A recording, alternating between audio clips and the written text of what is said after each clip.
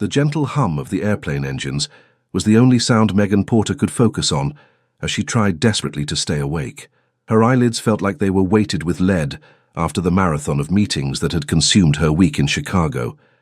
As the company's newest marketing director, she had something to prove, and the last 5 days had been a blur of presentations, client dinners, and endless revisions to the campaign that could make or break her career at Artemis Advertising. The business-class cabin was dimly lit for the red-eye flight back to San Francisco. Megan had been shocked when the travel department had upgraded her ticket, but now she was grateful for the extra legroom and wider seat. She glanced at her watch, just past midnight. They still had 4 hours to go, and she needed to review her notes before the executive presentation tomorrow morning. Just a quick power nap, she whispered to herself as she leaned her head against the window. 20 minutes tops. When the flight attendant approached with a glass of water, Megan barely managed to mumble a thank you before her eyes closed completely. The turbulence jolted her awake. Disoriented, she realized with horror that her head wasn't against the window anymore. Something far warmer and firmer supported her cheek, a shoulder. A man's shoulder, to be precise, and not just any man's shoulder, but one wrapped in what felt like an incredibly expensive suit. The kind of suit that cost more than her monthly rent. Her eyes traveled upward to find a strong jawline, slightly shadowed with stubble, and a profile that belonged on the cover of Fortune magazine. The stranger was focused on his laptop screen, seemingly unaware or deliberately ignoring that she'd been using him as a pillow. With a mortified gasp, Megan jerked upright. "I am so sorry," she blurted, feeling heat rush to her cheeks. The man turned, and Megan's heart stopped. Deep blue eyes met hers, and a slight smile curved the corner of his mouth. "Don't worry about it. You seemed like you needed the rest." It wasn't just any man. It was Dominic Wright. The Dominic Wright, billionaire CEO of Wright Enterprises, the parent company that had acquired Artemis Advertising 3 months ago.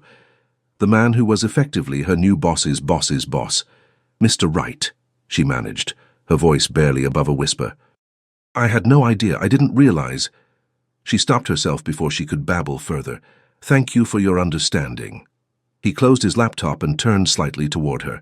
"You have me at a disadvantage. You know who I am, but I don't know your name." "Megan Porter," she replied, trying to collect herself.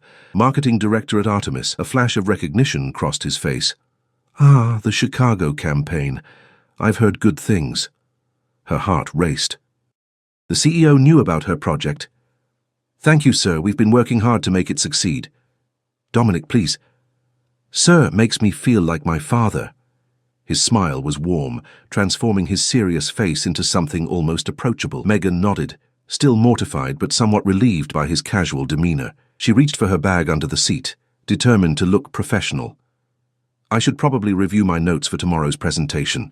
The one at 9 a.m. with the executive board?" "Yes," she confirmed, surprised again that he was aware of her schedule. "I'll be there," he said simply, reopening his laptop. Of course he would.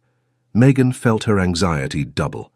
Not only had she drooled on the shoulder of Dominic Wright, a quick check of her chin confirmed her fear, but now she knew he would be watching her present tomorrow. No pressure. They worked in silence for a while, Megan desperately trying to focus on her notes rather than the occasional brush of his arm against hers when he shifted position. The scent of his cologne, something woodsy and expensive, was distracting. "You know," he said suddenly, closing his laptop again, "I rarely sleep on flights." "Oh." Megan wasn't sure what else to say. "Insomnia. A lifelong companion." He shrugged. "So I spend a lot of time watching people sleep instead." Under other circumstances, that statement might have sounded creepy, but the way he said it, matter-of-fact and slightly self-deprecating, made it seem like a simple confession. "That sounds lonely," she replied honestly, his eyebrows raised slightly, as if her response had surprised him. "Most people just give me sleeping pill recommendations. Well, I could do that too, but it seems like you've probably tried them all." He laughed, a genuine sound that transformed his face again. "You'd be right." The flight attendant approached with dinner service, providing a welcome interruption. As they ate, the conversation flowed more easily than Megan would have expected. Dominic asked thoughtful questions about the Chicago campaign, offering insights that showed he'd been paying more attention to Artemis's projects than most CEOs would bother with. "So why marketing?" he asked, as their trays were cleared away. "What drew you to it?" "The psychology of it," Megan answered without hesitation, understanding what moves people, what connects with them on an emotional level. It's not just about selling products, it's about telling stories that resonate. He nodded, seeming genuinely interested. And what's your story, Megan Porter? The question caught her off guard. My story. Everyone has one. The narrative that explains who they are, how they got where they are. Megan hesitated, unsure how personal to get with her ultimate boss. Small-town girl from Oregon, first in my family to go to college. Worked my way through school at a local ad agency and discovered I had a knack for it. Nothing very dramatic. Yet, you've risen to director level at one of the country's top agencies by, he paused, studying her face, 30. 29, she corrected, then immediately regretted it. Women in business didn't volunteer their age. Impressive, he said simply. That doesn't happen without drive and talent. And a lot of caffeine, she added with a smile. Their conversation was interrupted by a sudden drop in altitude. The plane shuddered, and the seatbelt sign dinged on. The pilot's voice came over the intercom, announcing they were experiencing unexpected turbulence and all passengers needed to return to their seats immediately. I hate this part, Megan admitted, gripping the armrests as the plane jolted again. Statistically speaking, turbulence almost never leads to accidents, Dominic offered, his voice calm. I know the statistics, she replied through gritted teeth. My brain knows we're fine. My stomach has other opinions. Another violent shake, and Megan felt his hand cover hers on the armrest. It was warm and steady. Focus on something else, he suggested. Tell me about your favorite campaign you've ever worked on. She began describing a small but meaningful project for a family-owned bakery chain, focusing on the details to distract herself from the bumpy air. His hand remained on hers, and strangely, she didn't want to pull away. When the turbulence finally subsided, he didn't immediately remove his hand and she didn't point it out. There was something comforting about the connection, until the realization of how inappropriate it was hit her, and she gently extracted her fingers, pretending she needed to reach for her water bottle. Better? He asked. Much, thank you. The cabin lights dimmed further as the flight attendants encouraged passengers to rest for the remainder of the journey. Conversation around them died down, and Megan stifled a yawn. You should sleep, Dominic said. You have a big day tomorrow. So do you, I imagine. Every day is a big day when you run a global company. There was no arrogance in his tone, just simple fact, but I've had practice functioning without sleep.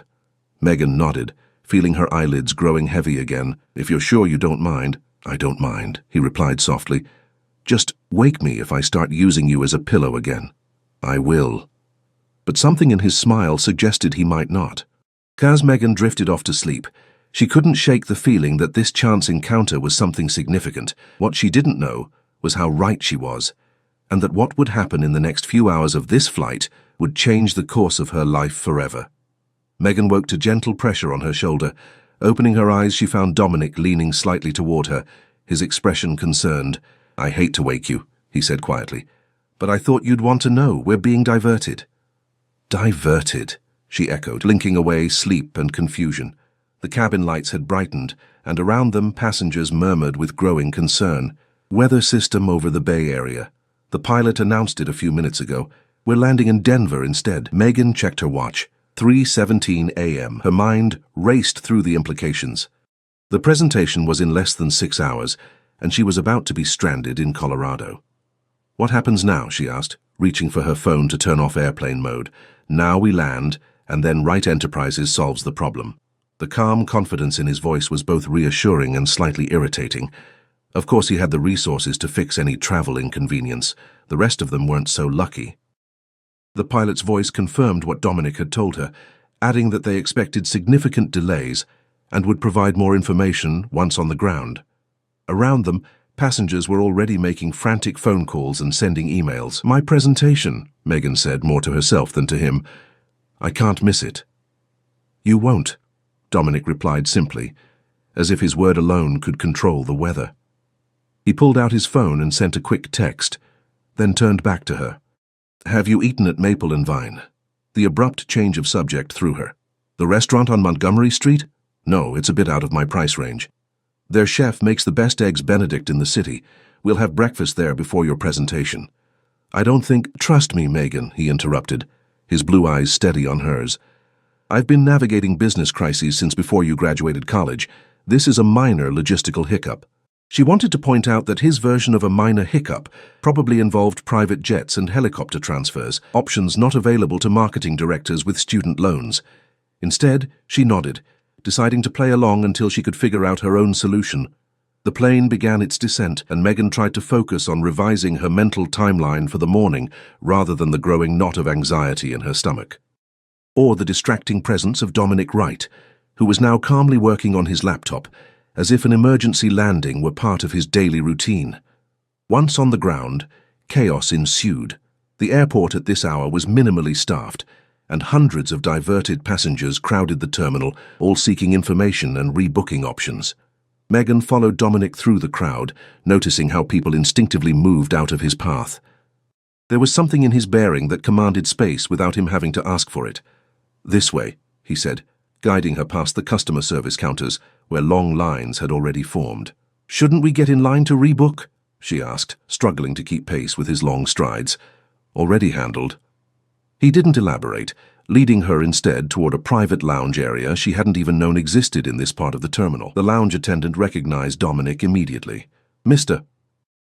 Wright, your transportation is ready whenever you are. We've prepared the private suite for your use in the meantime." "Thank you, Andrea. This is Miss Porter. She'll be joining me." Megan felt the attendant's curious glance, but maintained a professional smile as they were led to a secluded room with comfortable seating, a stocked refreshment bar, and large windows overlooking the tarmac. "Would you care for anything while you wait?" Andrea asked. "Coffee for me," Dominic replied. "Megan?" "The same, please, black." When the attendant left, Megan turned to him. "What exactly is happening right now?" "We're waiting for weather clearance, and then we'll continue to San Francisco." "On the same flight?" "Not exactly." He gestured toward the window where she could now see a sleek private jet with Wright Enterprises emblazoned on the side. "That's our ride." Megan stared at him. "You're taking your private jet? Just like that?" "It was already in Denver. My assistant arranged it while we were in the air." "And you're taking me with you?" His lips twitched in amusement. "Unless you prefer to wait 5 hours for the next commercial flight, which would get you to San Francisco around noon, well after your presentation." "Why?" The question escaped before she could stop it. "Why what? Why help me? You barely know me." Dominic considered her for a moment. "Let's say I have a vested interest in seeing the Chicago campaign presentation delivered by the person who created it." It was a reasonable explanation, but something in his expression suggested there was more to it. Before she could press further, Andrea returned with their coffee. "Your pilot says they'll be ready in 20 minutes, Mr. Wright. The weather in San Francisco is expected to clear by the time you arrive." "Thank you, Andrea." When they were alone again, Megan sipped her coffee and studied Dominic over the rim of her cup. In the harsh fluorescent lighting of the airport lounge, he looked more human than he had in the dim cabin of the plane. There were faint lines around his eyes that spoke of long hours and heavy responsibilities. His perfectly tailored suit couldn't quite hide the slight slope of his shoulders, as if he carried an invisible weight. "You're staring," he noted without looking up from his phone. "I'm trying to figure you out." That got his attention. He set his phone down and met her gaze. "Most people don't bother. They see the bank account, not the person." "Is that why you're being so helpful? Because I treated you like a normal human being? Is that what you did?" There was genuine curiosity in his question. Megan thought back to their interaction on the plane. "I drooled on your very expensive suit and then talked about marketing psychology. So yes, I think I treated you quite normally." He laughed, and again she was struck by how it transformed his face, softening the hard edges of power and privilege. "Fair enough." "So what's the real reason?" she pressed. Dominic was silent for a moment, seeming to debate how honest to be. "When you acquire a company, you look for certain indicators of value beyond the balance sheet. Talent, innovation, vision. I've been watching Artemis closely since the acquisition, looking for those qualities, and you found them in my campaign." Megan couldn't keep the skepticism from her voice. "I found potential. I'm curious to see if you'll fulfill it." He held her gaze steadily. "Your work showed something the others didn't, a genuine understanding of human connection. That's rare in this business." The compliment warmed her, but the intensity of his attention was unnerving. There was something calculated in his interest that set off warning bells in her mind. "Mr. Wright." "Dominic," he corrected. "Dominic." she amended. "I appreciate the vote of confidence and the rescue mission, but I should be clear about something. If you're expecting anything beyond professional gratitude for this, you're going to be disappointed." His eyebrows rose, and for a terrible moment, Megan thought she'd grossly misread the situation and just insulted the CEO of her parent company. Then a slow smile spread across his face. "Ms. Porter, Megan, I may be many things, but I've never used my position to pressure women into inappropriate situations. The fact that you would think that—" He shook his head. "That says more about the industry than it does about me." Embarrassment heated her cheeks. "I'm sorry, it's just no need to apologize. It's a reasonable concern." He leaned forward, his expression serious. "Let me be clear in return. I'm helping you because your work impressed me, and because I believe in investing in talent, nothing more." Megan nodded, relieved, but still not entirely convinced. Her experience in advertising had taught her that everyone wanted something, and the price often became clear only after you were already in debt. Their conversation was interrupted by Andrea, returning to inform them the jet was ready. As they walked across the tarmac, Megan couldn't help feeling like she was crossing a threshold into a world she didn't belong in. The steps to the private jet might as well have been a ladder to another universe, one where weather delays were solved with a text message, and breakfast reservations materialized out of thin air. Inside the jet, the luxury was understated but unmistakable. Butter-soft leather seats, polished wood surfaces, and space. So much space compared to commercial aircraft. Megan took a seat, trying not to look as out of place as she felt. Across from her, Dominic had already settled in, looking perfectly at home. As the engines started up, he caught her eye and smiled reassuringly. "Relax," he said.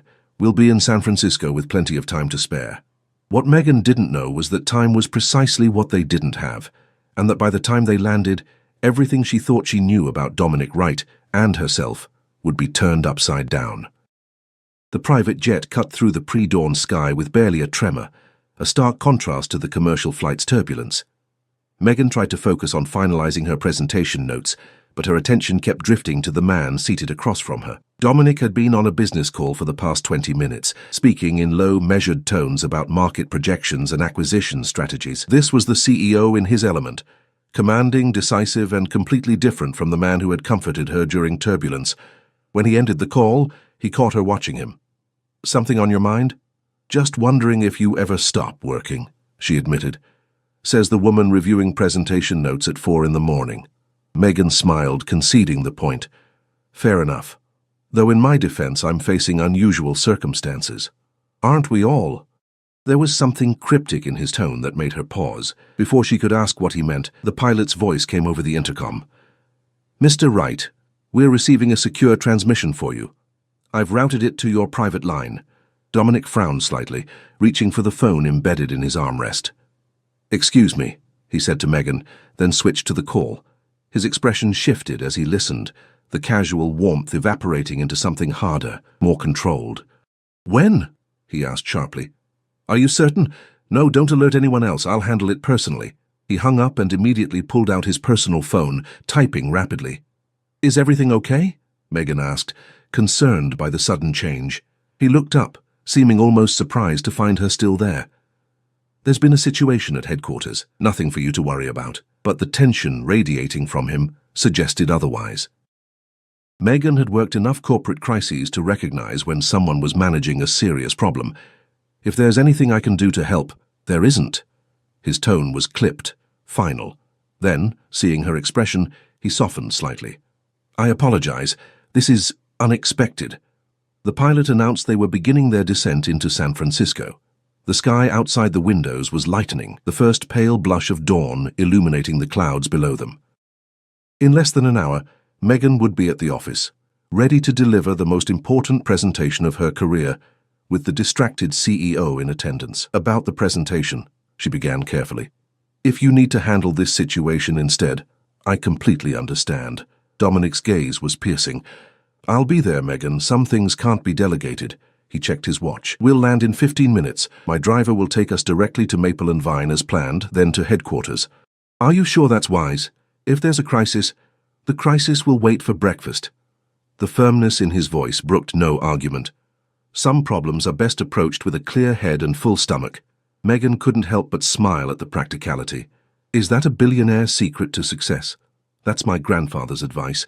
He built Wright Enterprises from nothing with that philosophy. His expression softened at the mention of his grandfather. Hard work and regular meals, his recipe for empire building. As the jet descended, Megan gathered her belongings, feeling a strange mix of anticipation and dread. The events of the night had thrown her completely off balance. 24 hours ago, Dominic Wright had been just a name on the organizational chart, a distant figure at the top of the corporate pyramid.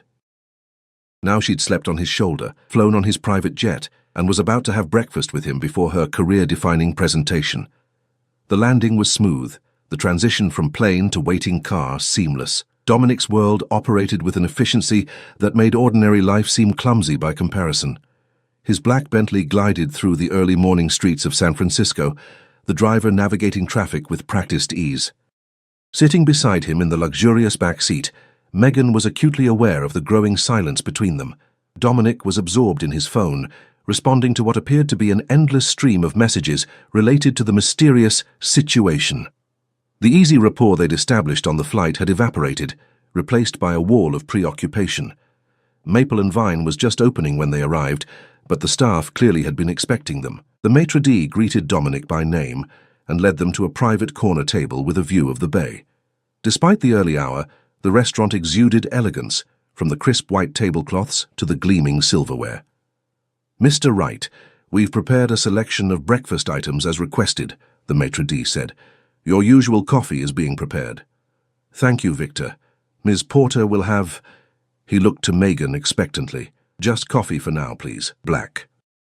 Her appetite had disappeared under the weight of pre-presentation nerves and the lingering strangeness of the situation.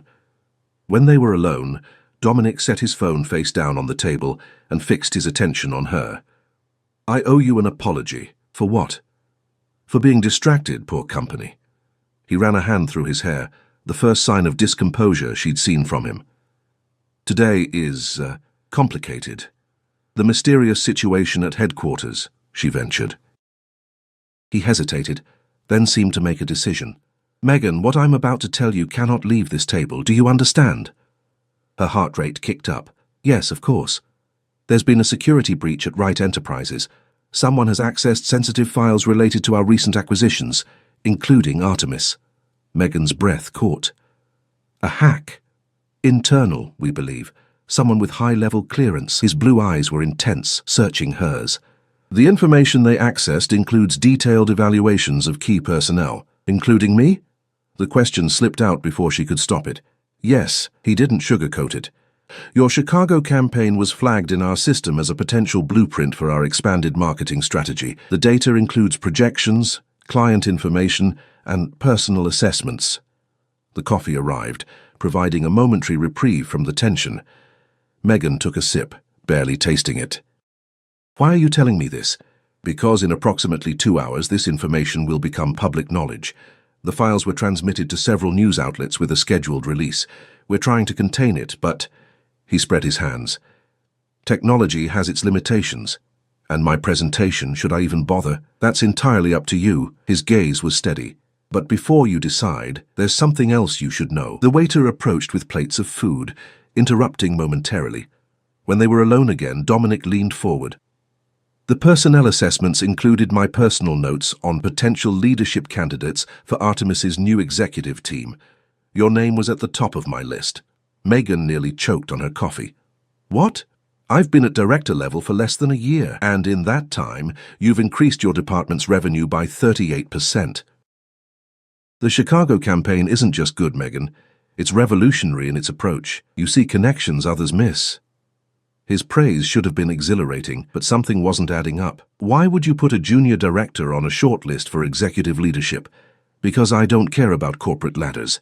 I care about results," he paused, "and because your insight into the Hoffman account saved us from a potentially disastrous campaign direction." Megan froze. "I never shared my concerns about the Hoffman account outside my department." "No, but your draft memo to your director was quite compelling, the one suggesting a complete pivot in strategy." A chill ran through her. "How did you see that?" "I never sent it." Dominic's expression remained impassive, but something flickered in his eyes. "It was included in your performance review materials." "No, it wasn't." Certainty hardened her voice. "That memo was in my personal drafts folder." I decided against sending it after Jack convinced me to stick with the original direction. A heavy silence fell between them. The implications were clear. Either her private work emails had been monitored, or Dominic wasn't being truthful about how he'd accessed her unsent memo. "Who are you really?" she asked quietly. "Because CEOs don't typically read unsent draft memos from mid-level directors at recently acquired subsidiaries." Dominic set down his coffee cup with deliberate care. "You're right, they don't." "So? The security breach I mentioned? It wasn't discovered today. We've been tracking it for weeks, narrowing down the source." His eyes never left hers. "The leak originated from Artemis's executive floor, from someone with access to all client files, all personnel records." Megan's mind raced. "You think it's someone on the leadership team?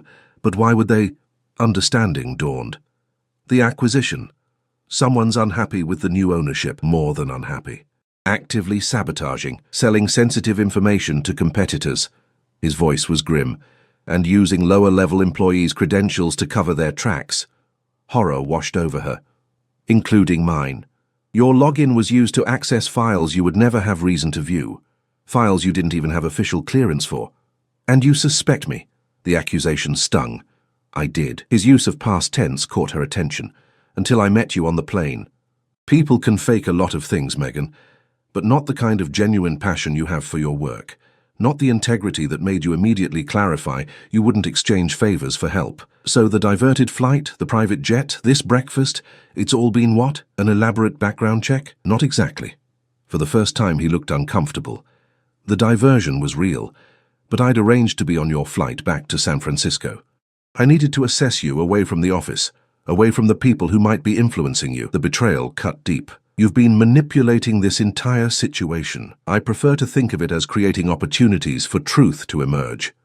He reached across the table but stopped short of touching her hand. "I needed to know if you were involved, or if you were being used. Now I know. And what happens now?" Her appetite completely gone, Megan pushed her untouched plate away. Dominic's expression darkened. "Now we walk into a hornet's nest, because whoever is behind this will be at your presentation, watching to see what I know, what we both know."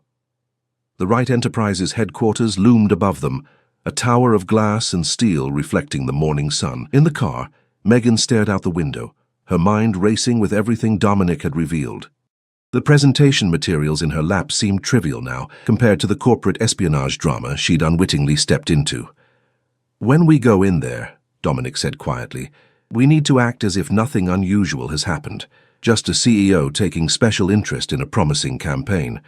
And if someone asks why I arrived with you, we say we happened to be on the same diverted flight, and I offered you a ride to ensure you'd make your presentation." His expression was grim. "Stick close to the truth when possible. It's easier to maintain." The car pulled into the private underground garage, stopping at an executive entrance Megan had never used before. As they stepped out, Dominic placed a light hand at the small of her back, guiding her toward the elevator. "Ready?" he asked. No, she wasn't ready. She wasn't prepared to walk into a meeting with a corporate saboteur who had used her login credentials. She wasn't ready to pretend everything was normal when her career hung in the balance, and she certainly wasn't ready for the confusing mix of anger and attraction she felt toward Dominic Wright. "As I'll ever be," she replied, straightening her shoulders. The executive floor was already bustling when they arrived. Heads turned as they walked in together, the CEO and the marketing director, an unlikely pair. Megan spotted her direct boss, Jack Reynolds, emerging from the conference room. His face registered surprise, then something harder to read. "Megan, we were getting worried," Jack approached, his smile not quite reaching his eyes. "The flight delay had us scrambling to reschedule." "Fortunately, Ms. Porter and I were on the same flight," Dominic interjected smoothly. "I had alternative transportation arranged." "How convenient," Jack replied, his gaze flicking between them. "The board is assembled. We're just waiting on Patricia from legal." "I'll get set up," Megan said, eager to escape the tension. She headed for the conference room, feeling Jack's eyes on her back. Inside, the room was filled with executives from both Wright Enterprises and Artemis. Megan connected her laptop to the presentation system, conscious of the whispers around her. The story of her arrival with Dominic had clearly spread already. As she arranged her notes, she felt someone at her shoulder. It was Valerie Dean, Artemis's financial director. "Quite the entrance," Valerie murmured. "Making friends in high places. Just lucky timing," Megan replied neutrally. She'd always liked Valerie, one of the few women in Artemis's leadership. "Be careful with Wright," Valerie warned, keeping her voice low. "He didn't get where he is by being nice. There's always an angle with men like him." Before Megan could respond, the room quieted as Dominic entered with Jack and Patricia. Dominic took a seat at the head of the table, his presence immediately commanding attention. "Good morning, everyone," he began. "Before Ms. Porter presents the Chicago campaign, I want to address something." He paused, his gaze sweeping the room. "Many of you have expressed concerns about Wright Enterprises' plans for Artemis. Today, I'm prepared to clarify our vision going forward." This wasn't part of the agenda. Megan glanced at Jack, whose face had gone rigid with tension. "Artemis will remain a distinct brand within the Wright family," Dominic continued, "but there will be structural changes. We're establishing a new executive leadership team that will report directly to me, bypassing several layers of management." Murmurs erupted around the table. Jack's complexion had turned ashen. "These changes are effective immediately," Dominic said, his tone brooking no argument. "Now, I believe Ms. Porter has a presentation that exemplifies exactly the kind of innovative thinking we're looking to cultivate." All eyes turned to Megan. With a deep breath, she stood and moved to the front of the room. Despite the chaotic morning and the bombshell Dominic had just dropped, she found her focus narrowing to the task at hand. This was her work, her passion, the one thing in the room she was absolutely certain of. She launched into the presentation with a confidence that surprised even her.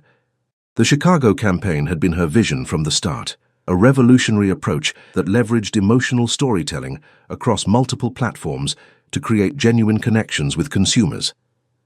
As she spoke, she could see the executives leaning forward, engaged despite themselves. Halfway through, she noticed Jack typing furiously on his phone beneath the table. A warning bell sounded in her mind. If he was the saboteur Dominic suspected. "And this brings us to the core innovation of the campaign," she continued smoothly.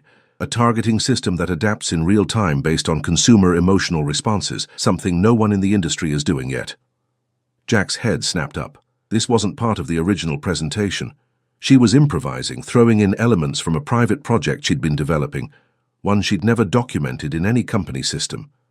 Dominic caught her eye briefly, a slight nod encouraging her to continue. "This proprietary system, which I'm calling Empath, would give us a competitive advantage that would be nearly impossible to replicate." She pulled up a mock-up she'd created, but never shared. It would work like this. As she detailed the fictional system, she watched Jack's expression shift from confusion to alarm. He was looking at his phone again, then at her, clearly trying to reconcile what she was saying with whatever information he had. When she finished, the room erupted in applause, all except Jack, who sat stone-faced, and Dominic, who was watching Jack with predatory focus. "Questions?" Megan asked, maintaining her professional demeanor. "I have one," Dominic said, rising from his seat. "This Empath system, it's not in any of the documentation I reviewed. When did this development occur?" The trap was set. Megan held her breath. "It's a recent addition," she replied carefully. "I've been developing it independently." "Interesting," Dominic said, "because Mr. Reynolds here seems quite familiar with it, despite your claim that it's your independent work." All eyes turned to Jack, who had gone completely pale. "I don't know what you're talking about," he said, his voice tight. "No?" Dominic picked up a tablet and slid it down the table to Jack. "Then perhaps you can explain why you just sent detailed information about Ms. Porter's fictional Empath system to Horizon Media's CEO, a system she invented on the spot just now." The room went deathly silent. Jack stared at the tablet, which displayed his outgoing message. "Your secure messaging isn't as secure as you thought, Jack," Dominic continued, his voice cold. "We've been monitoring all communications from your devices for weeks, ever since unusual access patterns were flagged by our security team." Valerie gasped. "Jack, you've been selling our work?" Jack looked around the table, finding no allies. "You don't understand," he said bitterly. "Wright was going to dismantle Artemis. I was protecting us. By compromising our client's trust? By using my login to access confidential files?" Megan couldn't keep the hurt from her voice. Jack had been her mentor since she'd joined Artemis. "I needed credentials above suspicion," he said, not meeting her eyes. "You were perfect, ambitious enough that people wouldn't question you researching sensitive information, but too junior to be taken seriously if anything was discovered. Security is on their way, Dominic said quietly. I suggest you cooperate, Jack. Corporate espionage carries serious consequences. As security personnel entered and escorted Jack from the room, Dominic turned to the stunned executives. This meeting is adjourned. We'll reconvene tomorrow to discuss the restructuring. Ms. Porter, if you'd stay behind, please. The room emptied quickly, executives filing out in shocked silence. When they were alone, Megan sank into a chair, the adrenaline draining from her system. You were brilliant, Dominic said, sitting beside her. That improvisation with the empath system was inspired. I can't believe Jack would do this, she said, still processing the betrayal. He hired me. He championed my work. And took credit for your ideas behind the scenes from what we've found. Dominic's voice was gentle but firm. The messages he sent to competitors often included your concepts presented as his own. Megan closed her eyes, feeling a complex mix of anger and grief. What happens now? Now? Dominic's hand covered hers on the table. Now we rebuild, starting with that executive team I mentioned. Her eyes flew open. You were serious about that? Deadly serious. And I want you on it. His blue eyes held hers, not because of what happened today, but because of what I've seen in your work, your genuine talent. I don't know, she said honestly. This is all happening so fast. Take some time, he offered. The position will be there when you're ready. She studied him, this complicated man who had manipulated circumstances to catch a corporate spy, yet had shown genuine appreciation for her abilities. And what about this? She gestured between them. Dominic's expression softened. That depends entirely on you. I won't pretend I'm not attracted to you, Megan, but I'm also your boss. Potentially your direct boss if you accept the executive position. That complicates things. It does, she agreed. And I don't make life-changing decisions on a few hours' sleep after a night of corporate intrigue. He smiled, a real smile that transformed his face. Fair enough. But perhaps we could start with dinner. Not as CEO and employee, but as Dominic and Megan. Two people who met on a plane when one fell asleep on the other's shoulder. Despite everything, Megan found herself smiling back. I'd like that. 6 months later, Megan stood at the window of her new executive office, looking out at the San Francisco skyline. The Artemis restructuring had been a success, with the company's value increasing 30% under the new leadership team. Her promotion to Chief Innovation Officer had raised eyebrows initially, but her results had quickly silenced any doubters. A knock at her door interrupted her thoughts. Dominic entered, more casual than she'd ever seen him in their early encounters, his tie loosened and jacket discarded. "Ready for dinner?" he asked, crossing to her side. Almost. She turned to face him, savoring the warm familiarity that had grown between them.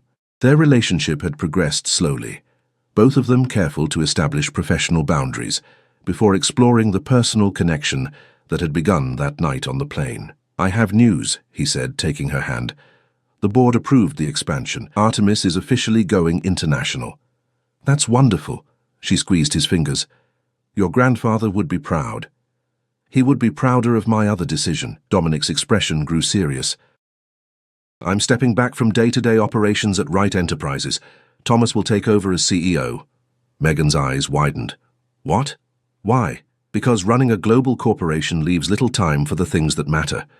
His blue eyes held hers steadily. "For the people who matter." Her heart quickened. "And what will you do instead?" "Focus on the right foundation. Travel. Learn to sleep on planes." His lips quirked in a smile. "Spend more time with the brilliant woman who drooled on my shoulder and then helped me catch a corporate spy." "I did not drool," she protested automatically, though they both knew she had. "Megan," he said softly, pulling her closer. "That night on the plane changed everything for me. Not because of Jack or corporate espionage, but because for the first time in years, someone saw me as just a person, not a balance sheet or a power connection." "I saw you," she agreed, reaching up to touch his face. "I still do." As he leaned down to kiss her, Megan reflected on how a single overnight flight had altered the trajectory of her life.